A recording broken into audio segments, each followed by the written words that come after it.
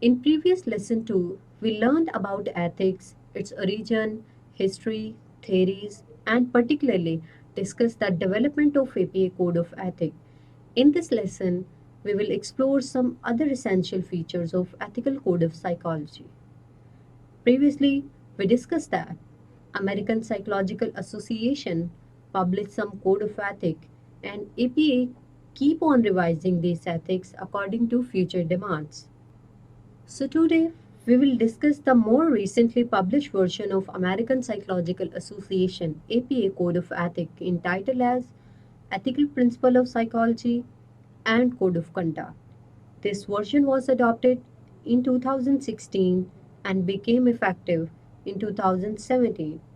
American Psychological Association has provided 5 major general principles and 10 ethical standards, which cover almost all professional activities of psychologists. APA calls general principles as aspirational goals and ethical standards as enforceable rules. So यहाँ पर आप सोच रहे होंगे कि general principles को aspirational goals क्यों कहा जाता है और एस्पिरेशनल गोल्स का मतलब क्या है. General principles are aspirational in nature because their intent is to guide and inspire psychologists toward the very highest ethical ideals of the profession.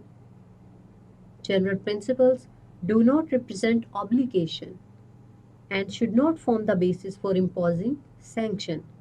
तो आपने देखा कि जनरल प्रिंसिपल्स को एस्पिरेशनल इसलिए कहा जाता है क्योंकि ये साइकोलॉजिस्ट को गाइड करते हैं और उनको इंस्पायर करते हैं ताकि वो हाईएस्ट एथिकल स्टैंडर्ड्स को मेंटेन कर सकें.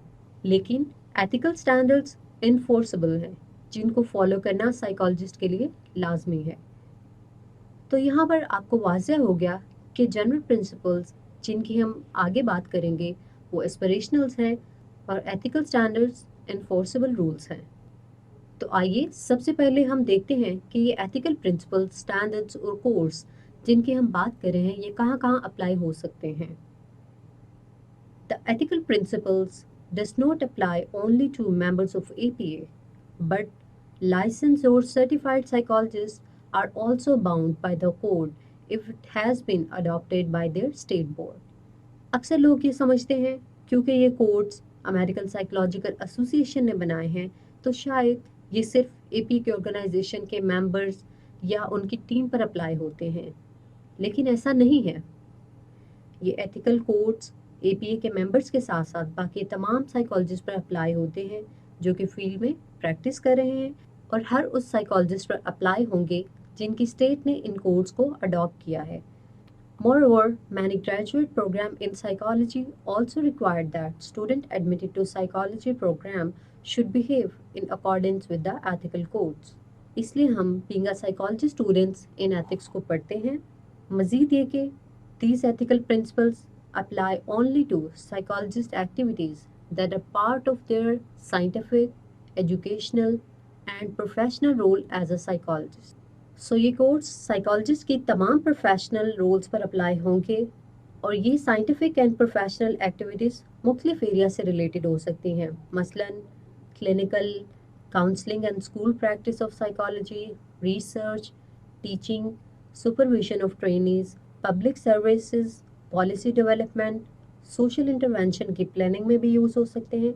इसके अलावा साइकोलॉजिकल टूल्स और इंस्ट्रूमेंट की डेवलपमेंट में, असेसमेंट को कंडक्ट करने में, ऑर्गेनाइजेशनल कंसल्टेशन में, in educational counselling, forensic activities, programme design, evaluation and administration.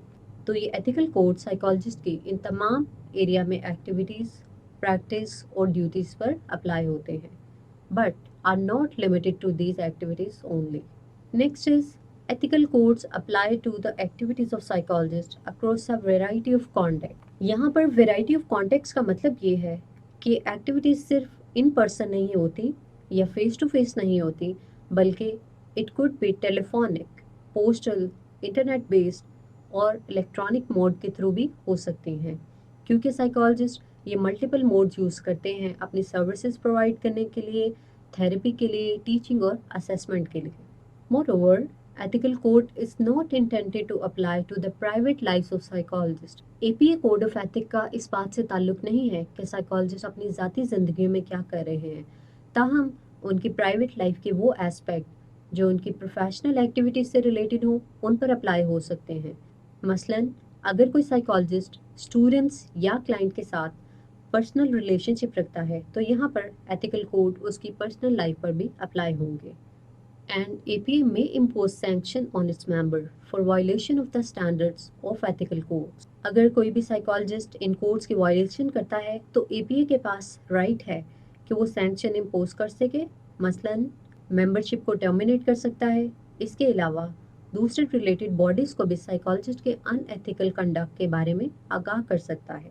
APA can also notify to state psychological association such as professional groups, psychology board, state or federal agencies, and payer for health services.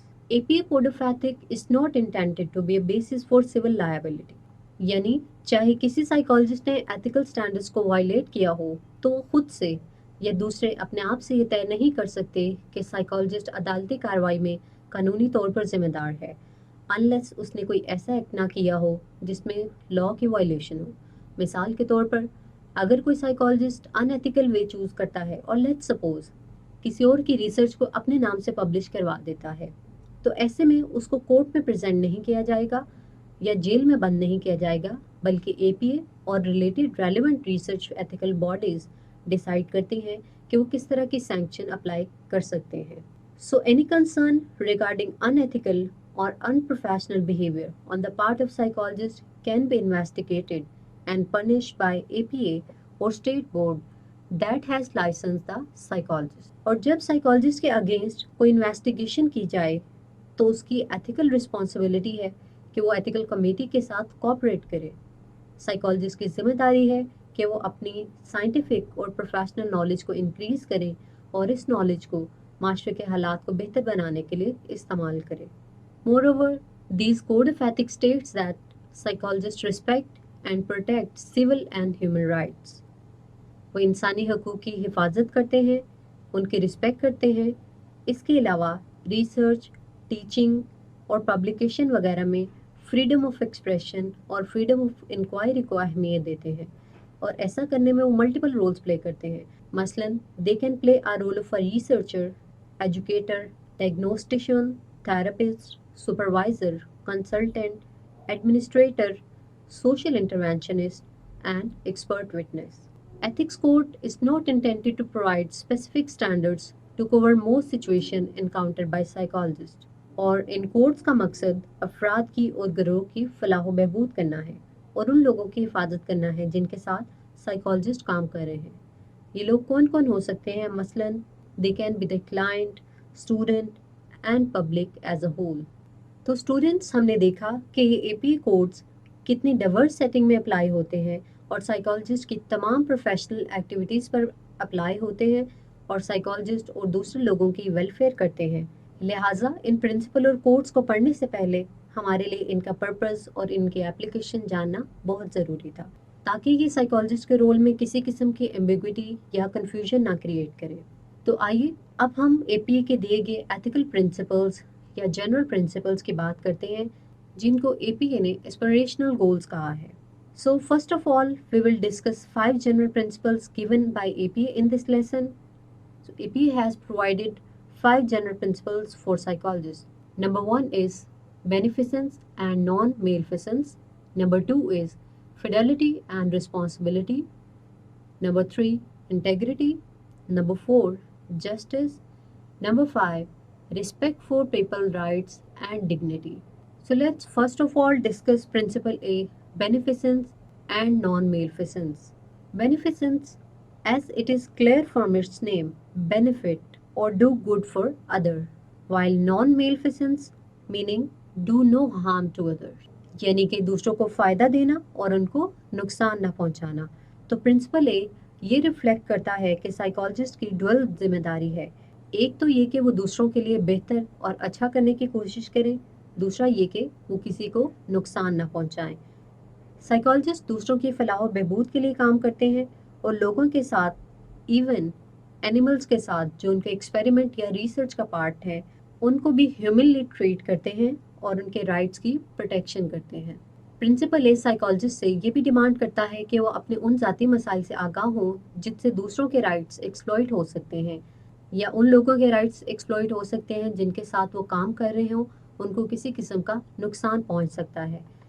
This could include the clients they see in their clinical practice, animals that are involved in research and experiment, and anyone with whom they engage in professional interaction. So, when conflict occur among psychologists, obligation or concerns, they attempt to resolve these conflicts in a responsible fashion that avoids or minimize harm. क्योंकि psychologist की scientific और professional judgement दूसरों की जिंदगियों को मुतासर कर सकती है। Psychologists strive to be aware of the possible effect of their own physical and mental health on their ability to help those with whom they work. So now we will discuss the principle B, fidelity and responsibility. Fidelity reflects one's faithfulness to others and this faithfulness can be of different form. मसलन अपने वादों को निभाना, अपनी responsibilities को accept करना, appropriate scientific और professional relationship को मेंटेन रखना, अपनी प्रोफेशनल आइडेंटिटी को मेंटेन रखना, अपने प्रोफेशनल एक्ट्स की रिस्पॉन्सिबिलिटी लेना, इसके अलावा अपने कोलीग्स और क्लाइंट्स के साथ ट्रस्टवर्दी रिलेशनशिप कायम करना है। मज़ीद ये कि अगर साइकोलॉजिस्ट की पर्सनल लाइफ और प्रोफेशनल डिमांड में कोई कॉन्फ्लिक्ट ऑफ इंटरेस्ट आए तो उसको भी अप्रोप्रिएटली मैनेज करना चाहिए। So in the management of conflict of interest, psychologists consult with, refer to, or cooperate with other professionals and institutions. Last but not least, psychologists are also encouraged to donate some of their time to the betterment of community or to do charitable work. For example, doing volunteer work for the person in need. So psychologist को चाहिए कि अपना कुछ वक्त charity के लिए या volunteer work के लिए भी डोनेट करें। हेंस हमने देखा कि AP code of ethics psychologist से एक साइंटिफिक और प्रोफेशनल बिहेवियर डिमांड करते हैं और उनको ये गाइड करते हैं कि वो दूसरों के वेलफेयर के लिए काम करें, दूसरों को नुकसान ना पहुंचाएं, उनके साथ लॉयल रहें, अपनी रिस्पॉन्सिबिलिटीज़ को एक्सेप्ट करें। स्टूडेंट्स, इस टॉपिक में हमने एपीए के 2 प्रिंसिपल्स डिस्कस किए थे, beneficence and non maleficence, second one fidelity and responsibility. तो अब हम अगले टॉपिक में एपीए के बाकी प्रिंसिपल्स को भी डिस्कस करेंगे।